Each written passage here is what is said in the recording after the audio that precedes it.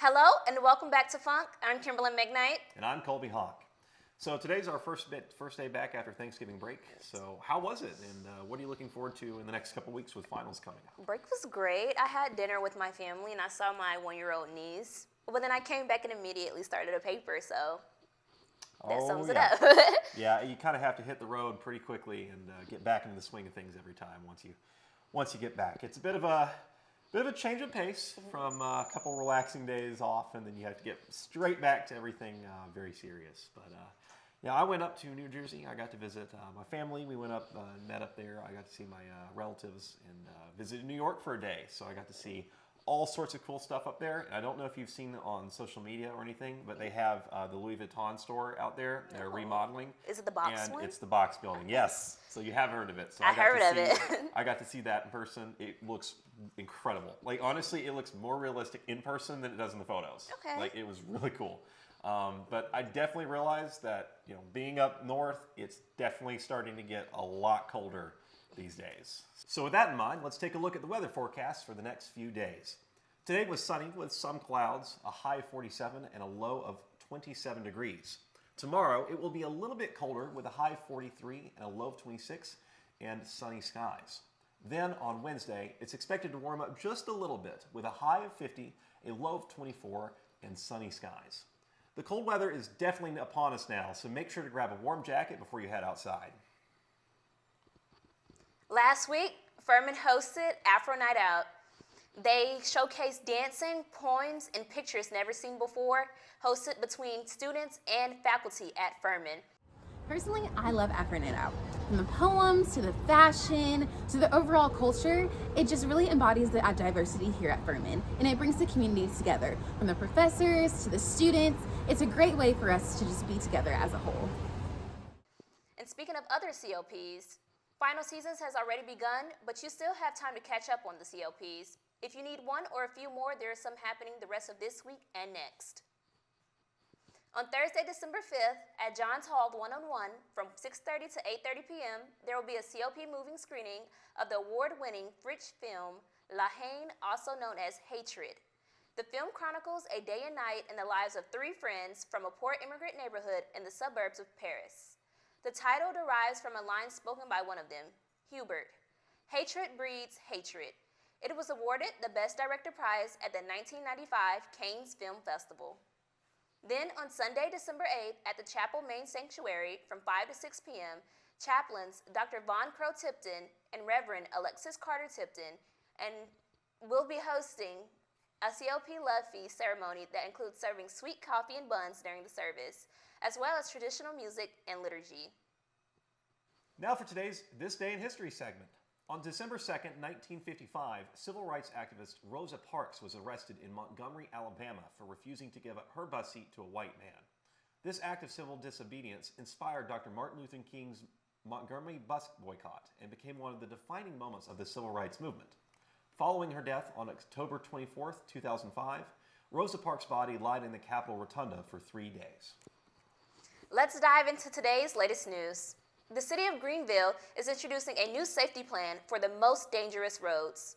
City leaders are working with Director of Engineering Services for the city of Greenville, Clint Lank, told State that they're reducing lanes, repaving roads, and enhancing pedestrian crossings.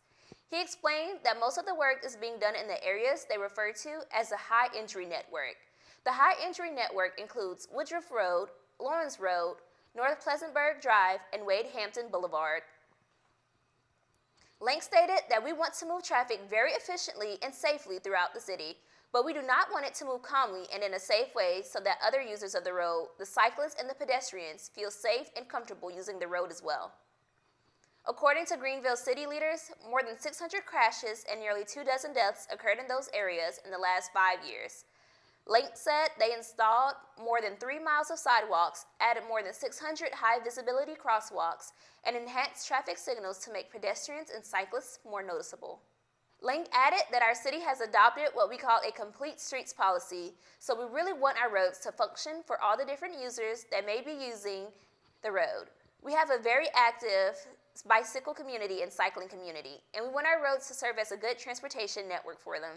City leaders also reduced lanes along Augusta Street from East Augusta Place and Malden Road to help prevent tragedies, and Lakes Department went on to say they will be using $2 million in federal funding to develop a long-term citywide transportation plan, asserting that we want to eliminate fatalities on our streets, and then when we do have the unfortunate situation of a crash of some sort, we want to reduce the severity of that crash. A woman dining at an Olive Garden restaurant encountered an unexpected surprise involving the establishment's popular breadsticks. A November 16th TikTok post revealed that one of her breadsticks appeared to be etched with the letters O and K, along with the number 6 in a neat, dark font. She said, "Guys, why is there letters on my breadstick?" she wrote on an image of a half-eaten piece of bread while also tagging the restaurant on the post. Olive Garden quickly responded to the post, which received more than 4 million views as of yesterday. And a company representative wrote, "We are concerned about this. Can you please send an email to social@olivegarden.com with your full name and the location you went to," in the comments section.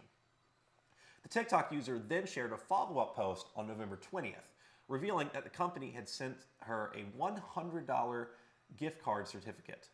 She also captioned the post, "Thank you, Olive Garden," while including a sound effect of a sinister laugh. Chinese cryptocurrency businessman Justin Sun, who purchased a $6.2 million art piece consisting of a banana duct taped to a wall titled "Comedian," ate the banana on Friday in a move he bragged about on social media platforms. In a post on X, Sun posted a video of himself eating the banana and wrote, "Many friends have asked me about the taste of the banana.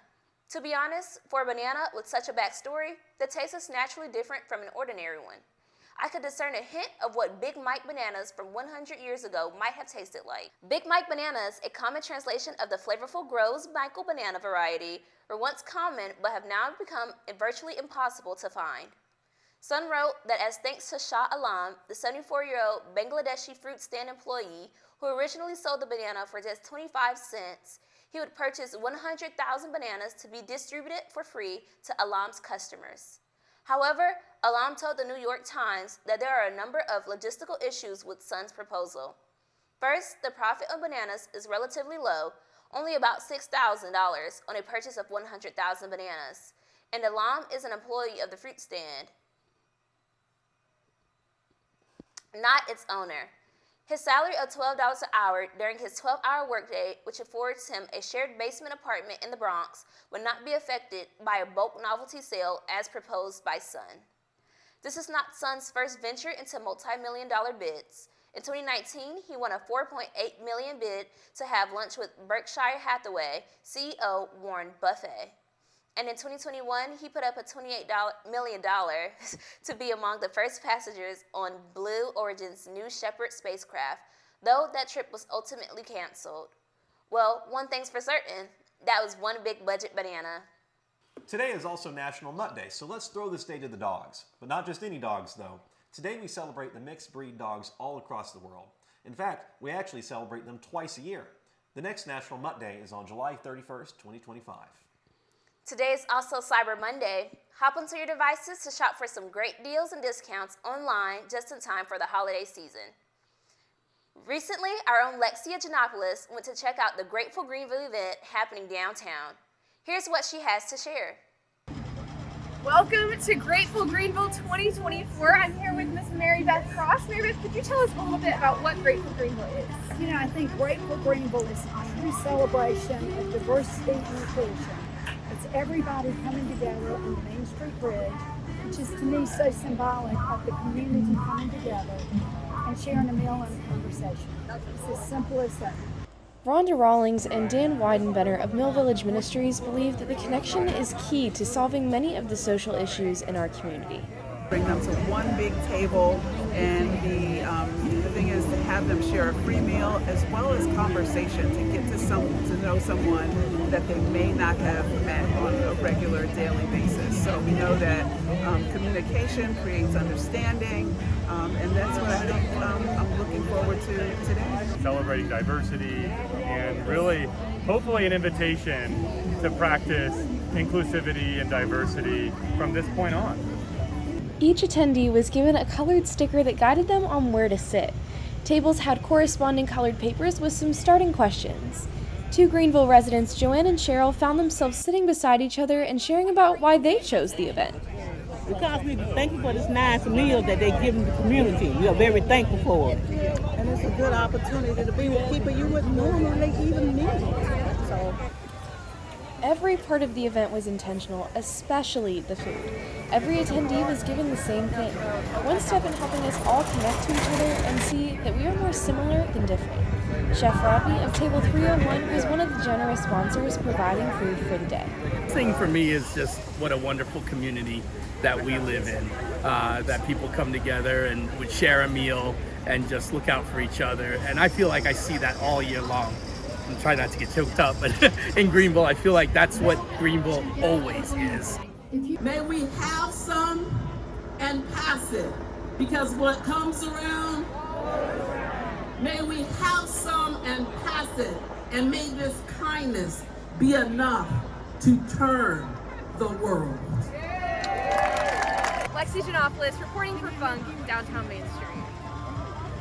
Thanks, Lexia. And with that, we'll wrap up today's show. So, Kim, just Thanksgiving season just happened. So, what are some things that you yourself are thankful for? I'm thankful for my family. I'm thankful for having shelter, and I'm thankful for having great food here at the DH. Oh, yeah. Well, I'm definitely thankful for, some respite and some time off. I think that pretty much all of us could have used a little bit of time down to just take a break from classes, drop the homework and the assignments for a couple days. But, now we've got to get back into it, and hopefully we're all a little bit refreshed and ready to go for the next couple weeks. Yes, just two. Anyways, that wraps it up for today's show. So if you have any stories or questions, email can'tstopthefunk@gmail.com. I'm Colby Hawk. And I'm Kimberly McKnight. Thanks for tuning in, and we'll see you next time.